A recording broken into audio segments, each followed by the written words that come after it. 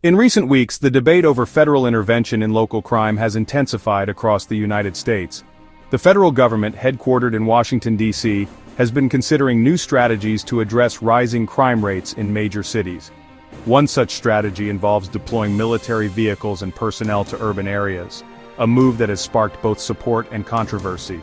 Law enforcement agencies are increasingly relying on advanced technology and federal resources to monitor and respond to criminal activity. President Trump has suggested that New Orleans could be the next city to see National Guard deployment as part of his federal crime crackdown, following similar actions in other cities. The proposal aims to bolster local police forces with additional manpower and protective measures, symbolized by the shield of federal authority.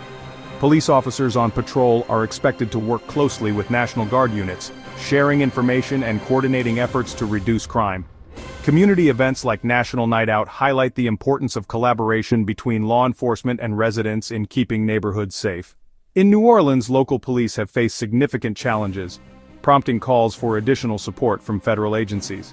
Supporters argue this move will restore safety in high-crime areas and provide needed resources for local police, including training and equipment.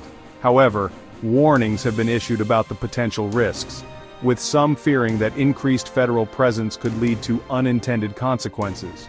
Cities like New York have experienced similar interventions in the past, with mixed results and ongoing debates about their effectiveness. Activists and community leaders have voiced concerns about the impact on civil liberties and the relationship between residents and law enforcement. Legal experts are reviewing the proposal to ensure it aligns with constitutional protections and respects the rights of local governments.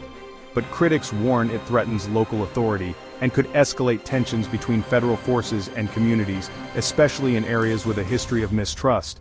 Economic factors, such as unemployment and poverty, are also seen as underlying contributors to crime, complicating the effectiveness of military-style interventions. In neighborhoods like the French Quarter, residents are divided over whether federal involvement will help or harm their community. Military personnel are preparing for possible deployment, coordinating with local officials to establish clear lines of communication and responsibility.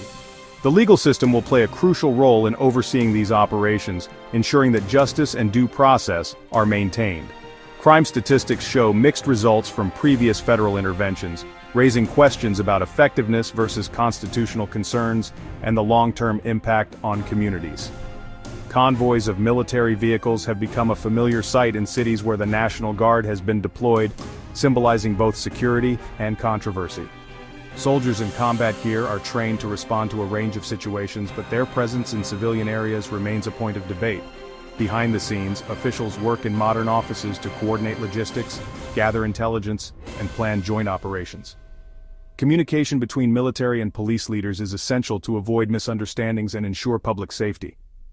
The potential deployment would involve armored vehicles, uniformed personnel, and coordinated operations with local law enforcement, aiming to create a unified response to crime. Aerial views of neighborhoods underscore the scale of the challenge, as officials assess which areas are most in need of intervention. Members of the National Guard have previously been stationed at key government sites, providing security during times of unrest. In command centers, military and law enforcement officials discuss the latest technology and strategies for effective crime prevention.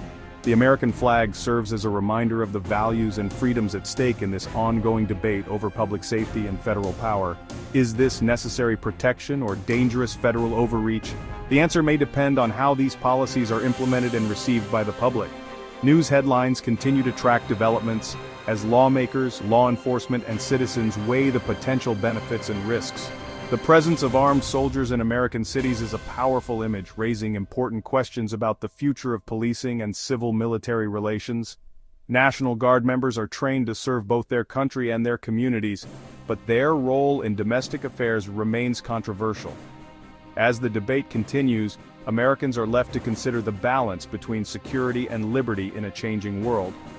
The outcome of this proposal could set a precedent for how the nation responds to crime and civil unrest in the years ahead.